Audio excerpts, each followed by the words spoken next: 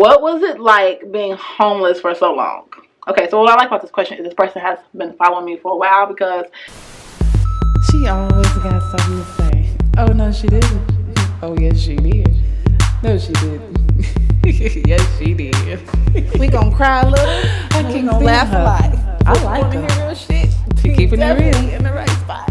Come on, Let's y'all. talk about it. Let's talk about it. what's going on, you guys, and welcome back to another video. I'm your girl Jamaica. Of course, let's just cut straight into the video. If you have never been here before, you're new to the channel, you've never seen this face, anything going on back here, this shirt, go ahead, hit the subscribe button and notification bell, and just like that you can see all this stuff all again because you turned your notification bell on. You're part of the family. Welcome. This is my first Q&A. I made a post on my YouTube channel saying that I was going to do a Q&A video if anybody had any questions. I also put that post somewhere in the Instagram story that I had made. Maybe I didn't. Don't know. I got you guys' questions. I am going to answer about 5 to 6 questions maybe. I did just randomly pick them. I'm excited to answer them. So let's just get into these questions. I hope y'all ain't asking, you know, nothing to embarrass your girl, because the truth is, I'm gonna tell you the truth. Let's just go ahead and get to question number 1. What was it like being homeless for so long? Okay, so what I like about this question is this person has been following me for a while because I talk about it a lot, but I spoke on it in like so many videos ago. Being homeless was hard. I was homeless for my son. I was homeless for 4 years. I was homeless. It was cold, hot. You know, we went through all the seasons living here in Minnesota. It's not easy. We didn't have like TikTok and all. Social media wasn't as big when it came to giving. And I wasn't the kind of person that went to social media and was like, hey, I'm homeless, please help me. So I really struggled it out. I really battled it out. I wasn't recording anything. I wasn't trying to get any help from like random people on social media or anything like that. I really worked hard.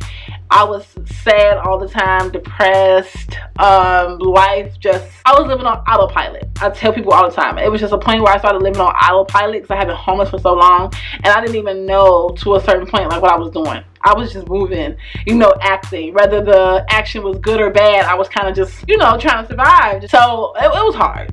And for a very long time, it was hard. It was a struggle. It was a battle with myself and my faith and my spirit and my emotions and physically.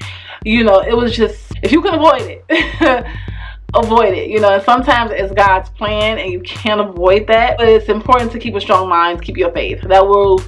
Having my faith really kept me alive. I'm not going to say it kept me sane, but it really kept me alive. So that was hard. If you can avoid it, avoid it. The next question is, why don't you do wig reviews? Okay, so I love wigs. I love me a wig, a synthetic wig. Oh my god, like wigs are my thing. If you have not noticed on my videos, I am flexing or flossing a wig.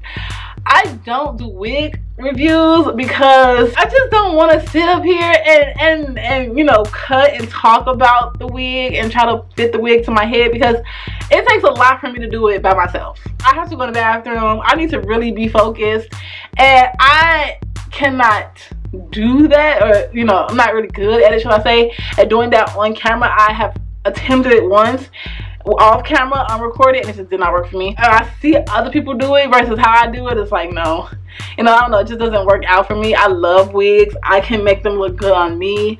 I love to watch the YouTube gurus who do the wigs flawless, but it's just not my thing. I've tried it, but I always leave my wigs in the description box. So if you ever see a wig on my channel that you like, trust me, it's in the description box, or don't be afraid to ask. I will let you know. Another one. It says, I love that you speak to women of all ages.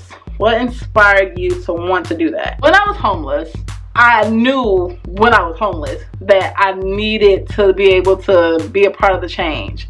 And for me as a woman, I knew how to be able to speak to women from being a woman. I really knew that I wanted to be a part of the change. I knew that women had this big barrier against them with like so many things. And I feel like a lot of the women that I've seen just didn't have the proper resources and didn't feel like, you know, someone was really interested in trying to be invested in what they tried to do. When I knew that, when I got on my feet, I was like, no, I've been there. I've seen the problem. I know the problem, and I want to be a part of the solution. It doesn't matter what age, young or old. Women, you know, of all ages, of all colors are homeless, and they need help and they are going through so many things, and I just want to be a part of that. I just was inspired through my own homeless situation, and I knew that after that I was going to go out there and be an advocate for women. Okay. Next question. Does your oldest son have memory of you all being homeless?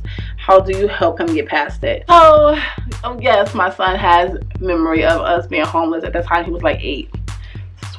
Yeah, so at that time he was like 8, and all the time we drive past something. We were just in the grocery store yesterday, and I was like, we walked past imitation crab meat, and I'm like, oh, me and my sister used to eat this all the time. I was telling him, like, me and auntie used to eat imitation crab all the time, and butter was my favorite until we got older and realized what was in it, da da da. And he's like, yeah, remember when we lived at that hotel across the street from the grocery store and bought some and put it in our noodles? You know, he remembers. We will be driving past a storage place, a previous hotel, anything, and he'll be like, Mom, remember? You know, Mom, remember we did this when we were homeless? We're doing an activity. I remember we did this together. We were homeless. So I always try to leave an open conversation for him. You know, I always ask him if he wants therapy, if he needs anything, because I know it's hard on me. And I know as a young man growing up, you know, to have that memory of us sleeping on a train or at the airport and having to see his mom struggle basically, or having to wash up at a gas station, you know, eventually will take a toll on him, whether it's now or later. So I always leave from that conversation. I never try to shut it out and be like, no, we can't talk about it, or act like I don't remember it. I always be like, yeah, you know, I'm ask him after, like, how do you feel about it? You know, are you okay? Da, da, da. So I was like, yeah, I'm fine. So I never want to make him feel like bad about it, or never want him to be like, oh, it didn't happen, because it did, and it's a part of our life, and it's a part of our journey. And I always push towards the positive to say, hey, this happened, but look where we are. Look at how grateful, you know, we are for our things, and just to put like a positive spin on it. And just show them, like, yeah, we were there, but we're here. And I use that with everything. When we see other kids and we're giving and we're doing something, I always remind him, like, at any moment we can be there. We have been there, you know. So he does, and we talk about it, and I leave that dialogue open. And anytime he wants to talk about it, I'm fine with it. What are you most proud of? Myself.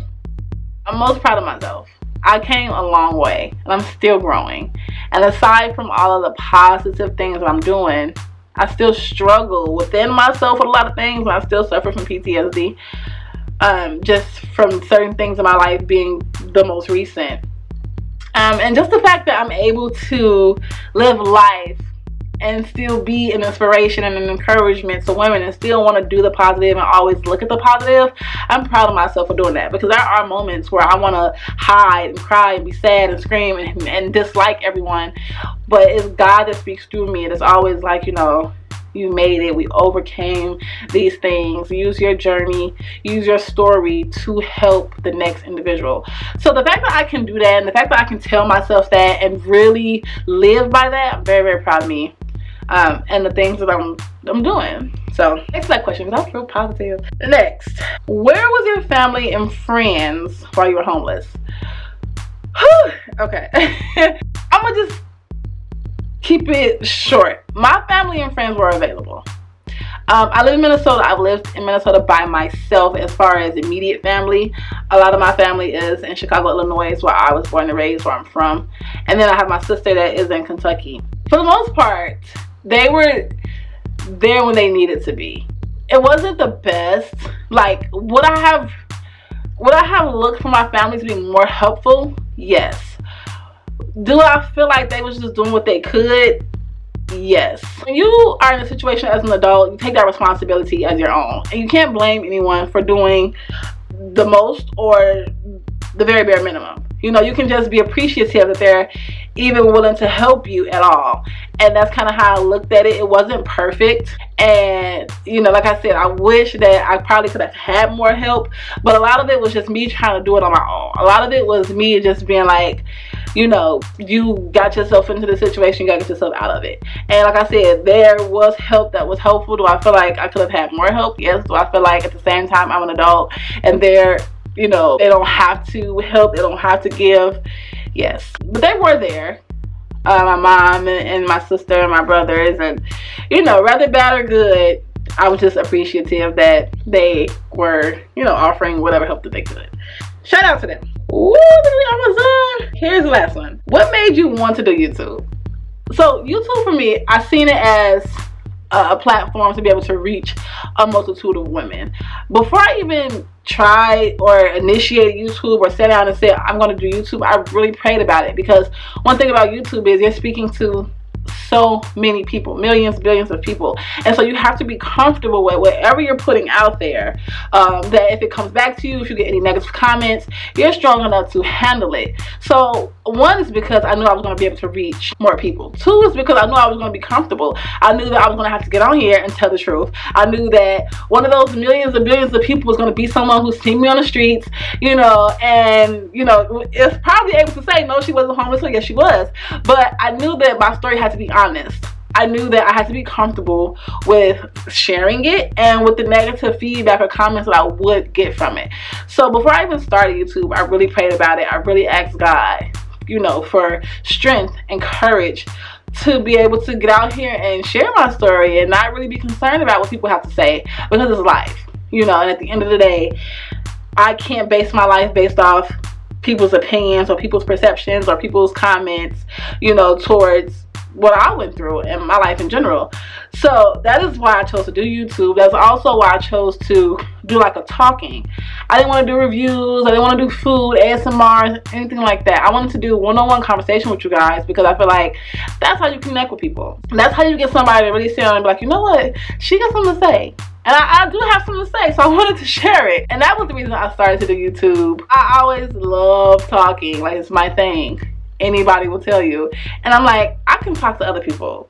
You know, and not only can I talk to other people, but I can talk to other people about serious shit. You know, I do have videos where I'm talking about fun stuff and shit that you see on Instagram, but a lot of my videos are geared towards reality. A lot of my videos are going to be relatable because they have something to do with me in some small way. So that is why I decided to do YouTube. I'm very happy with how far I've come. I'm very happy to have met a lot of good people, not that I've met personally, but they interact with me via like direct messages on Instagram or YouTube or Snapchat. I think every woman out there, everybody, but every woman is every woman. If you've seen the blog, which I'll leave here, then you know that I have a blog site that's dedicated towards women and encouragement and positivity, and just updates of things that's going on, and just to love on them from a distance, you know. So that's why I started YouTube. I'm happy. I can't wait to see, you know, what's coming next, where I'm going. I think God is guiding me in such a great path from where I've come, and I really do appreciate that, and I'm really grateful. Those are the end of my 7 questions. I will probably come back into another one because I really like this. I will probably come back into another Q&A just to get some more questions answered and to have some more one-on-one with you guys. But on that note, I will see you in the next video. Make sure you find the blog, social media, of course, and yeah, peace.